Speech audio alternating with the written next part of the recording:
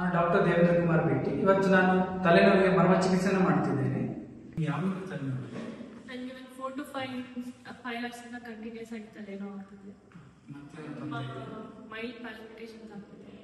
ಅದು ಯಾವಾಗಿಂದ? ಅದು ತಲೆನೋವು ಸ್ಟಾರ್ಟ್ ಆಗಿದೆ. ಓಕೆ. ಟ್ರೀಟ್ಮೆಂಟ್ ಏನು ತಗೊಂಡಿಲ್ಲ? ಇಲ್ಲ. ಸ್ಥಾಪನೆ, ಅಪಾಂಗ, ಸೀಮಂತವಾದ ಹಾಗೂ ಮುಂತಾದ ಮರ್ಮ ಸ್ಥಾನಗಳಿಗೆ ಅಕ್ಯುಪ್ರೆಷರ್ ನೀಡುತ್ತಿದ್ದೇನೆ.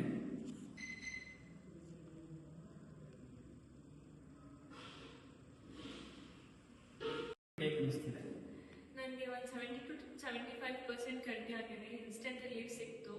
ಪಾಲ್ಪಿಟೇಷನ್ ಕೂಡ ಕಡಿಮೆ ಆಗಿದೆ. Feeling better. ಓಕೆ.